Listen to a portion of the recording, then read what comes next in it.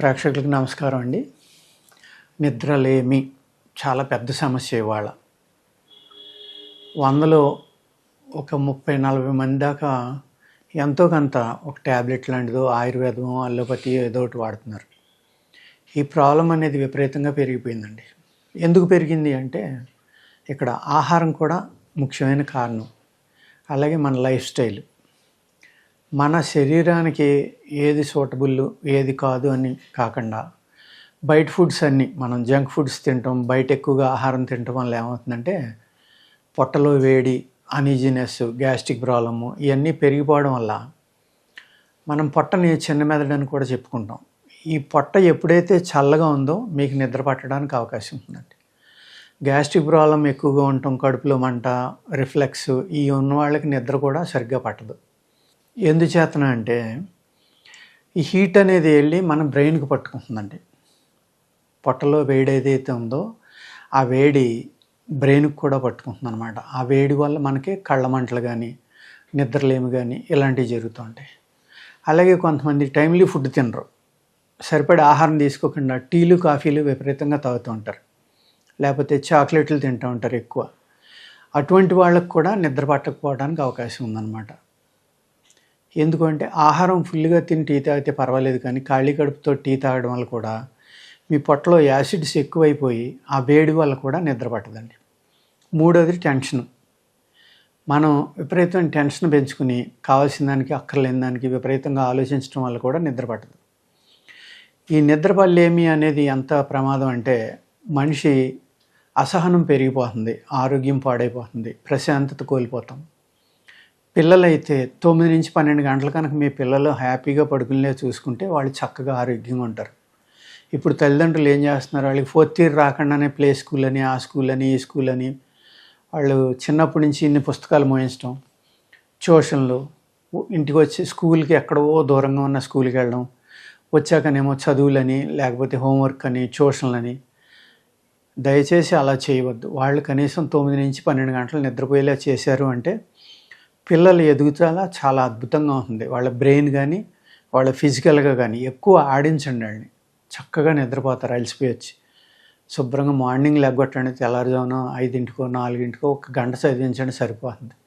ఎందుకంటే అలసిపోయి గాఢ నిద్రలోకి వెళ్ళడం వల్ల ఆ శరీరం చాలా రిజోనేట్ అయ్యి, అన్ని ఆర్గన్స్ రిజోనేట్ అయ్యి బ్రెయిన్ కూడా చాలా ఖాళీగా ప్రశాంతంగా ఉంటుంది. కాబట్టి ఆ టైంలో మీరు చదువు చెప్తే చక్కగా నేర్చుకుంటారు వాళ్ళు. పెద్దలు కూడా అంతే. వ్యాయామం లేకపోవడం వల్ల ఈ బయట ఏదైతే ఆహారాలు మసాలాలతో కూడి ఉన్నాయో, అనే కెమికల్స్తో కూడి ఉన్న ఆహారాలు, ఇవాళ మనం తినే కూరలో రైస్ కూడా అనేక పురుగు మందులు, ఎరువులు వాడి పండించిన పంటనే మనం తింటున్నాం. కాబట్టి అందులో ఉన్న వేడి కూడా మనకి పట్టుకోవడం వల్ల ఆ కెమికల్స్ మన శరీరంలో ఉండటం వల్ల ఇరిటేషన్ పెరిగిపోయి కూడా నిద్ర పట్టదండి. అందుచేత మీ శరీరతత్వాన్ని అర్థం చేసుకుని ఆ పొట్టలో ఉన్న వేడిని కనుక తగ్గించేలాగా మీరు ప్రయత్నిస్తే చక్కగా నిద్రపోతారు. ఈ నిద్రలేమి కారణాలు అనేక ఉంటాయన్నమాట. గసగసాలు చాలా చక్కగా పనిచేస్తాయండి మీ నిద్రకి. గసగసాలు మనం మసాలాల్లో వాడుకుంటాం కదా, ఆ గసగసాలను ఏం చేస్తారంటే వేపించి చక్కగా నూరుకుని సాయంత్రం భోజనంలో ఒక ఉప్పు కూడా కలుపుకోండి కావాల్సినంత. ఒక ఎంత క్వాంటిటీ అంటే ఒక 10-15 గ్రామ్స్ తీసుకుని వేపించి సీసాలో పోసుకోండి, మెత్తగా చూర్ణం చేసుకుని సరిపడి ఉప్పు కలుపుకుని దాన్ని ఒక 10-15 గ్రామ్స్ 1-2 ముద్దల్లో వేసుకుని అన్నం తినే ముందర వేడి కాస్త నెయ్యి వేసుకుని తిన్నారనుకోండి చక్కగా నిద్ర పడుతుంది. కానీ మలబద్ధకం ఉన్న వాళ్ళకి ఇబ్బంది పెడుతుంది. మలబద్ధకం ఉన్నవాళ్ళు ఇది తీసుకోవద్దండి. మలబద్ధకం ఉన్నవాళ్ళు ఏం చేస్తారంటే పిప్పలి మూలం అని ఉంది, పిప్పళ్ళు ఉన్నాయి కదా, పిప్పలి మొక్క యొక్క పాదది తీగ అనమాట. ఆ తీగ యొక్క వేరు బెల్లం సమానంగా చేసుకోండి. అంటే ఒక 50 గ్రాములు పిప్పలి మూలం తీసుకుంటే 50 గ్రాములు బెల్లం తీసుకోండి. ఈ పిప్పలి మూలం చక్కగా చిన్న ముక్కలుగా కొట్టుకుని చూర్ణం చేసుకుని సమంగా బెల్లంలో కలుపుకుని దాన్ని పడుకునేటప్పుడు ఒక తులం ఉండ మీరు పాలల్లో కలుపుకుని తాగారనుకోండి, 1 గంట ముందర చక్కగా నిద్ర పడుతుంది. ఈ విధంగా వ్యాయామం అనేది అన్నిటికంటే ఇంపార్టెంట్ అండి. ప్రాణాయామం, వ్యాయామం, యోగా ఇలాంటివి చేశారనుకోండి, ఎప్పుడైతే ప్రాణాయామం, యోగా చేశారో మీ శరీరంలో ఉన్న వేడి బయటికి వెళ్ళిపోయింది అనుకోండి, చక్కగా నిద్రపోతారు. నిద్రలేమికి స్ట్రెస్ అన్నిటికంటే ముఖ్య కారణం అయిపోయింది. ఆ స్ట్రెస్ ఎలా వస్తుందంటే జీవన విధానంలో ఉన్న స్ట్రెస్ అయి ఉండొచ్చు, జాబ్లో ఉండొచ్చు. కానీ దానికన్నా ప్రమాదం ఏంటంటే మనం తీసుకునే కెమికల్స్, మనం తీసుకునే ఆహారం, టైమ్లీ ఫుడ్ తీసుకోకపోవడం, అతిగా కారం, అతిగా పులుపు, అతిగా వేడి పదార్థాలు, అతిగా ఉప్పు తినడం వల్ల కూడా నిద్ర పట్టదన్నమాట.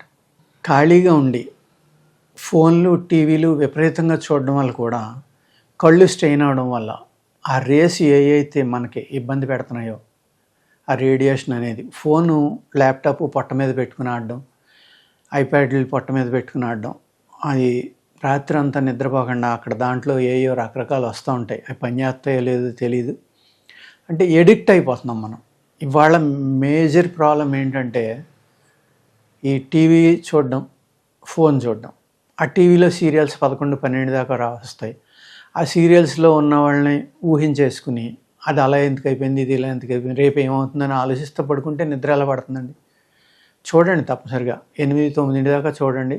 చక్కగా ఎర్లీగా భోజనం చేసేయండి, పడుకోండి. అది చూసినంతసేపు ఎంజాయ్ చేయండి తప్ప దాని తర్వాత ఆలోచించొద్దు. అలా కనుక చేసి నేను చెప్పిన ఈ 2 చిట్కాలు చెప్పాను ఈ వీడియోలో, అవి 2 ఆచరించి, మూడోది ఏంటంటే వ్యాయామం, యోగా, ప్రాణాయామం. అది అన్నిటికంటే ఇంపార్టెంట్.